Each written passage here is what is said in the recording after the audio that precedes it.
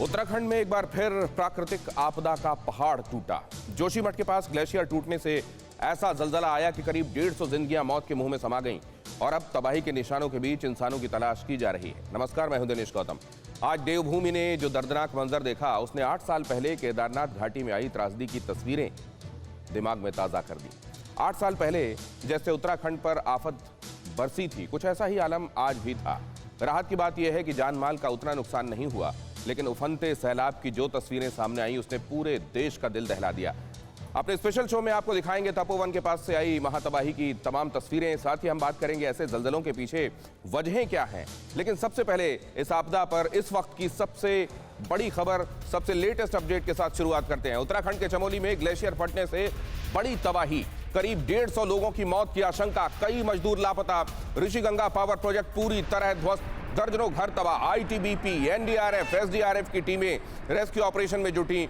मलबे से 10 शव बरामद, 16 लोगों को बचाया गया।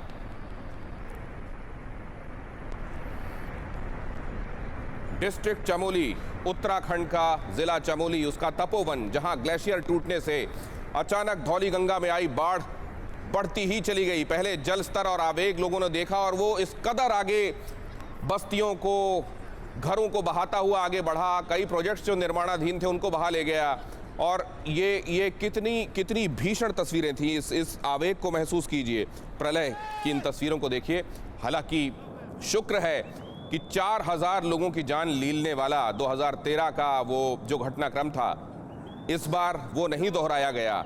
लेकिन ये जो कुछ था, उसने उन दिनों की याद एक बार फिर से दिमाग में ताज़ा करके लोगों को सेहरा दिया। 150 लोग बह गए हैं, कई घर तबाह हैं, डैम्स जो उस पर बने हुए थे उनको खासा नुकसान पहुंचा है और नदी में उफान आने की वजह से आसपास बसे हुए लोगों के घर, बस्तियां कई जगह पर बह गई हैं। हालांकि वक्त रहते कई जगहों पर लोगों को उनके घरों से बाहर निकालने में भी कामयाबी मिली। जो लोग तटों के किनारे बसे हुए थे, जैसे ही ये पता चला कि तपोवन में ये हादसा हुआ है, सोशल मीडिया का ये एक इम्पैक्ट भी देखने को मिला कि लोगों ने सर्कुलेट करके इस मैसेज को आने वाले रास्ते में जो घर पड़ रहे थे उनको आगाह कर दिया। लेकिन इसी के चलते कई जगहों पर अनावश्यक कई बातें, जिनको र्यूमर कहा जा सकता है, जिनको कहा जा सकता है अफवाह, वो फैलने लगी। और इसके लिए सरकार ने फिर लोगों से ये इल्तजा भी की कि इन अफवाहों को सोशल मीडिया के जरिए ना फैलने दें।